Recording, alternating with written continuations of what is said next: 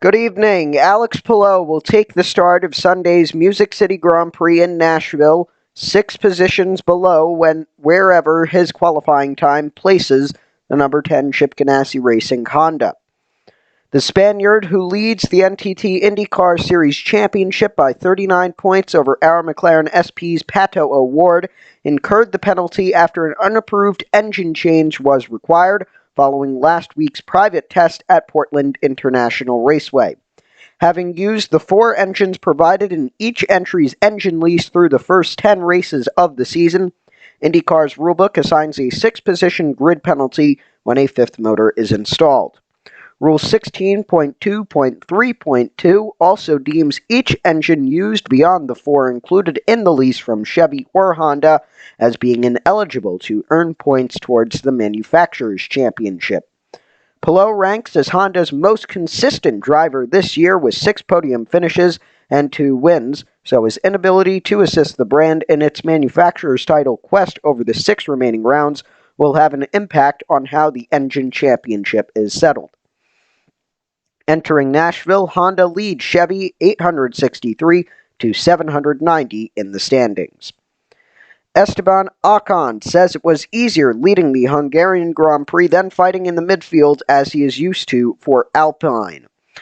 The Frenchman took the first victory of his Formula One career in the chaotic race at the Hungaroring last Sunday, leading from the moment Lewis Hamilton had to pit for slick tires on lap 5. He was pushed hard by Sebastian Vettel the whole way, but despite it being his first win since the opening round of the 2015 GP3 season, Ocon said it wasn't a difficult position to be in. Leading a race isn't the only thing that Ocon is finding comfortable this season, saying his partnership with Fernando Alonso has also been far better than people were warning him it would be. Porsche Carrera Cup North America will see a record 32-car grid this weekend at Road America, with 14 entries in the Pro class, spearheading the grid for the inaugural season of the Porsche Carrera Cup Series in North America. The series will reach its halfway point at the conclusion of Race 2 this weekend, and the championship battle is hotly contested between Kelly Moss Road and Race teammates Kay Van Berlo and Sebastian Priaulx. Just 10 points separate the two heading into this weekend's race, with Van Berlo leading Multimatic's Priaulx after the Dutchman swept both races at Watkins Glen to seize control of the championship.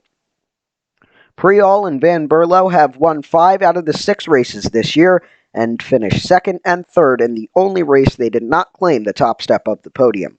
Priaulx has just 1 win this season, but has made up the difference in points with stellar outings in qualifying, racking up 20 bonus points for his 4 pole positions. Multimatic's Larry Holt has been impressed with Priaulx's performance thus far. Seb Priaulx is the son of Andy Priaulx, who raced with Multimatic when the outfit ran the Ford GTE operation in the World Endurance Championship. Multimatic has been heavily involved in the younger Priaulx's career, racing with Multimatic-backed Ford Mustang GT4s in both British GT and the IMSA Michelin Pilot Challenge. Priaulx is just one of a handful of young drivers looking to brighten their future with success in the series. Dylan Murray, who races in the IMSA WeatherTech Sports Car Championship in LMP3, Maxwell Root, who raced with TF Sport in a GTD Aston Martin at the Rolex 24, and Parker Thompson, who finished 2nd in the 2019 Porsche GT3 Cup Challenge, are all in the series. Trans Am has instituted an additional rule set for this weekend's Big Machine Vodka Spiked Coolers presents the Franklin Road Classic with Race for RP on the streets of Nashville, which boasts the largest field of TA2 cars in Trans Am series presented by Pirelli History. Trans Am will stage 2 official practices on Friday, which is today. The first practice will be gridded by championship standings, and the second practice will be based off the fastest lap in the earlier session. Drivers will be gridded for qualifying based on their fastest overall time from the day. While this isn't a new rule for the weekend, practice times are more important than ever as it will determine which group drivers will qualify in. Due to the large grid sizes, the cars will be divided into 2 groups to allow more room on the track during qualifying to ensure that each driver has the best chance to achieve the target lap time. Group 1 will be the fastest half of entrants using combined practice times, and Group 2 will be the remaining entrants. If circumstances occur before or during the Group 1 qualifying that keeps Group 2 from having similar conditions and the same amount of time, race director David Hoots will declare the qualifying session void and set the race grid by combined practice times.